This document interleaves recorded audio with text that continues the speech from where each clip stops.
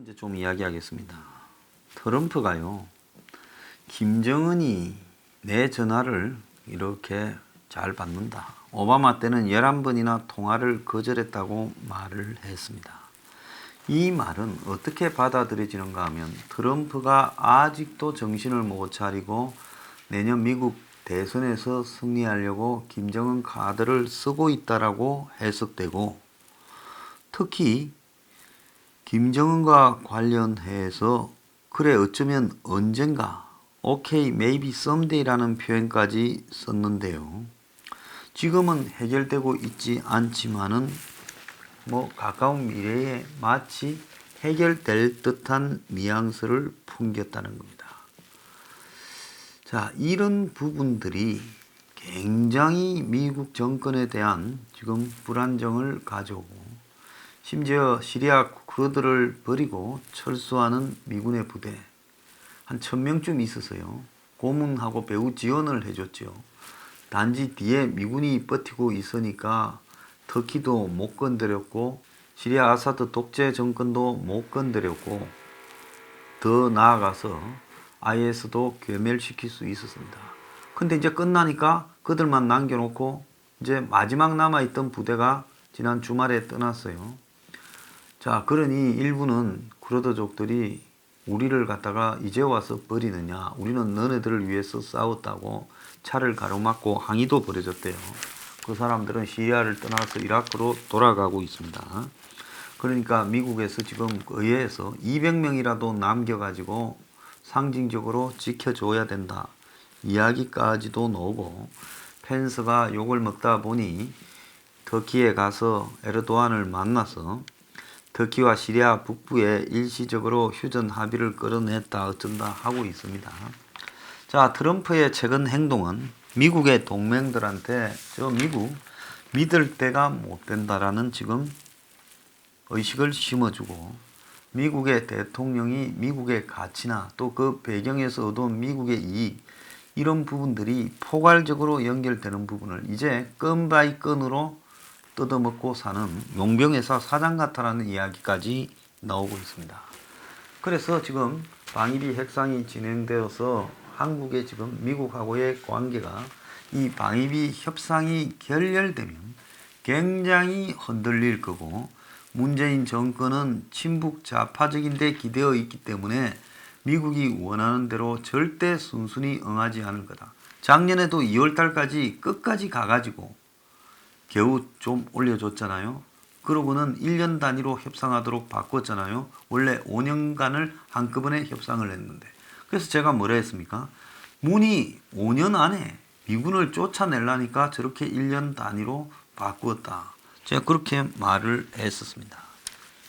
자, 이런 타이밍에 주한미군 분담금 문제를 내걸고 대학생들이 미 대사관저 담을 넘어갔어요. 17명이나요. 매우 의아하지요. 대학생들이 뭘 아냐. 무슨 주한미군 분담금 문제가 어떤 의미가 있고 이런 거를 어떻게 한다고 반미 외치면서 넘어갑니까? 요즘 대학생들이 정부 세금으로 주는 돈 많이 주면 어떻고 적게 주면 어떻고 관심이나 있습니까? 이 애들은 무슨 대학생이에요? 그거는 지금 이 땅에 주사파의 통제에 의해서 움직이는 수많은 그룹들이 있다는 겁니다. 그 중에 가장 직속 쫄병들이 이 주사파 단체들이에요. 통진당, 구통진당, 지금 민중당, 또 지금 이런 대진연, 이런 데가 다 통진당 아류의 친북 주사파 조직들이에요. 그 외에 이제 반개 조직들이 쭉 있죠. 그런데 이것들이 학생입니까? 주사파 골통꾼들입니까? 그런데 판사 앞에서 중간고사 봐야 된다고 영장 기각을 요구했대요. 그래, 중간고사 보고 싶은 놈이 남의 대사관 담 넘어가요? 그건 들어가는 순간에 중간고사고 뭐고 다 포기한 것들 아닙니까? 심지어 영장 실질심사를 받으러 들어가는데도 앞에서 무슨 투사인 마냥 고함까지 질러요. 이게 대학생들입니까? 이거는요, 골수 친북 활동가들이라고 보고 사법 처리를 해야 돼요. 오늘 무슨 경찰청이 하도 주변에 이제 비판을 많이 받으니까 지금 압수수색, 대진년 사무실에 압수수색을 들어갔다 하는 보도가 나오고 있습니다. 자, 이 대진년이라는 단체가 대학생 단체이면서 후지TV 사무실에 무단으로 들어가 김정은이 방남 관련해서 백두칭송 무슨 위원회 그런 모임을 작년 말에 수도 없이 해. 오죽했으면 그때 앵그리 블루가 화가 나서 김정은 방남 반대 집회를 했겠습니까? 자, 그래서 지금 나경원 사무실을 기습 점거했고 심지어 정의당의 윤소아 사무실에 죽은 새까지도 보냈습니다. 후지TV 미쓰비시 중공업 사무실에도 무단 침입했고 광화문 세종대왕상을 점거도 했어요. 이거는 그야말로 테러 단체지요. 백색 테러 단체입니다. 대학생으로 가장을 한요. 그런데 지금 이들에 대해서 이번에 경찰이 7명을 영장 청구했고 그 중에서 3명은 기각되고 4명만 청구됐다는 겁니다. 말이 안 되지요. 17명이 안으로 들어갔는데 나머지 2명도 밖에서 저지했고 그런데 그 중에 7명만 영장이 청구되고 그리고 그 중에 4명한테만 지금 영장이 발부됐다는 겁니다. 영장이 청구된 7명을 대진년은 페이스북에 올리면서 마치 영웅시했다는 거예요. 또 탄원서를 벌써 6,500명이나 받아서 제출했다고 합니다. 대학생 신분이라 중간고사 치러야 되니까 석방해 주라. 진작에라도 공갈 협박을 일삼고 상습적으로 점거 행위를 하는 이런 단체가 이름만 대학생이지 대학생이 아니라 그 배후에 주사파 조직이 있고 친북과 연결되어 있다는 것을 조사했다면 이것들이 이렇게 설치지 않겠죠. 이자들이 이렇게 설치는 부분에는 문 정권은 우리를 어떻게 하지 못한다. 어제 미국의 전 이 국무부 차관보 대행이 뭐라 했습니까? 북한이 한국 내에 수많은 그들의 동조자들을 만들어 놨다. 그렇게 말을 하지 않았습니까? 경찰이 이 대진년 성동구에 있는 사무실을 압수수색했는데 이 이름은 평화이음이라고 되어 있는 서울시 산하 비영리 민간단체인데 사실상 대진년 핵심들이 이 사무실을 사용하고 있다고 보고 압수수색에 나갔는데 이날 대학생들이 압수수색에 강하게 저항을 했다고 지금 하고 있습니다.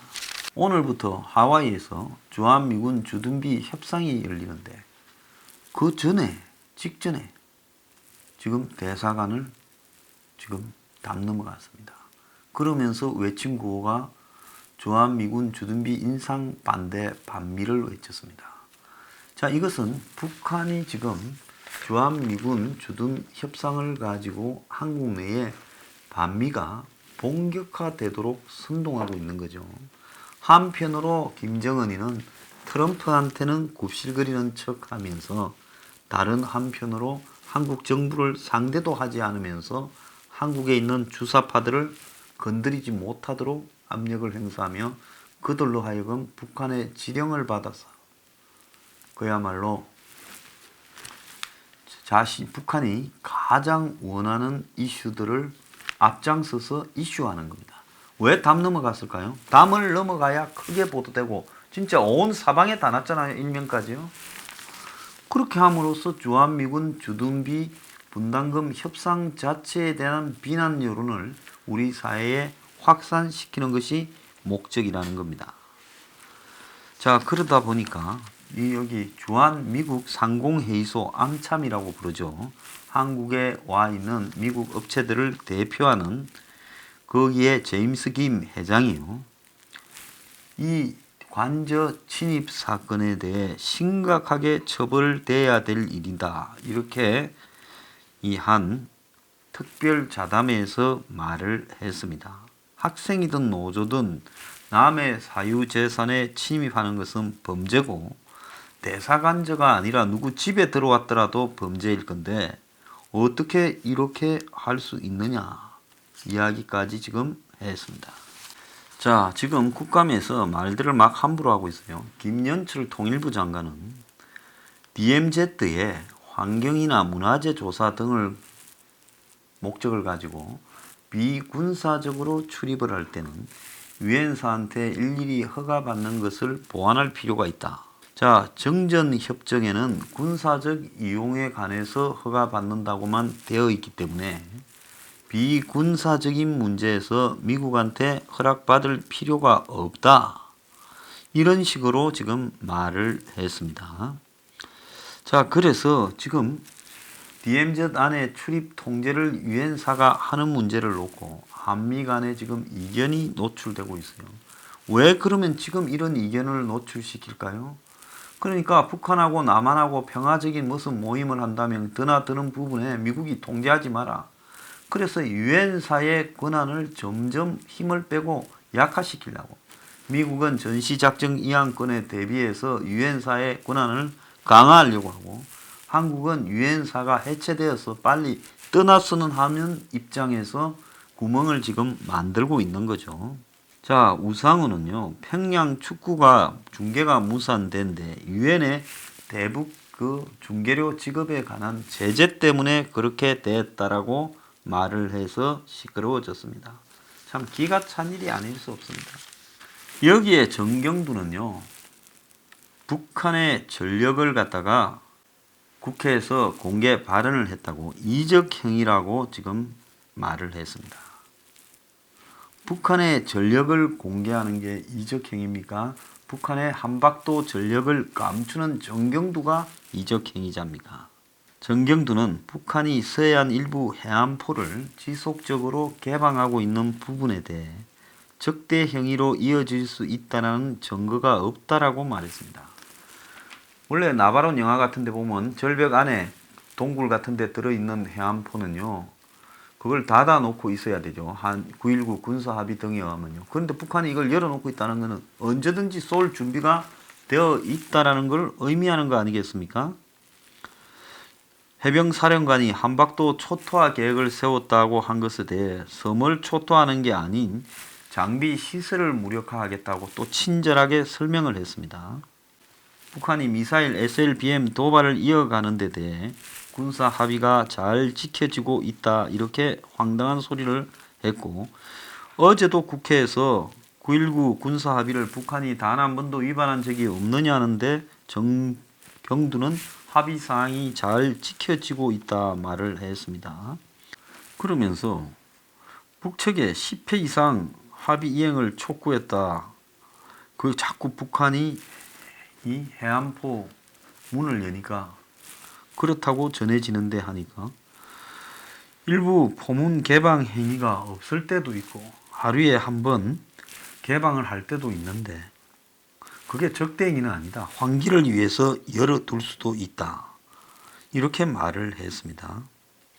참 국방장관이 끊임없이 북한의 도발에 대해서 이해를 해주고 옹호를 하고 듭니다. 그러니까 북한을 옹호한다고 하자 북한을 옹호하지 않는다라고 말을 했습니다. 또 하태경 의원이 NLL 인근 5개 섬에 북한군 전력을 공개한 데 대해 군의 정보 능력을 노출하는 것은 적을 이롭게 하는 거다. 아니 지금 우리 국민은 아무도 모르고 북한은 설거머니 한박도의 전력을 갖다가 노출시켰고, 그리고 한박도 말고도 NLL 5개 섬에 북한이 지금 전력을 이만큼 갖고 있다고 말을 하는 것이 군이 별거 아니다라고 말하는 속에서 어떻게 적을 이롭게 합니까?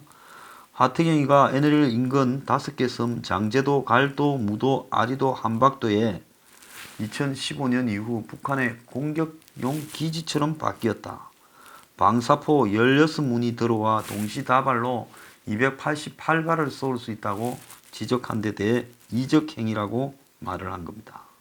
북한의 무기 현황을 공개하는 게 왜 이적행위냐고 하자 북한의 전력에 대해 상세히 공개하지 않는 것이 우리 안보를 유지하는 데 더 낫다고 말을 했다고 합니다.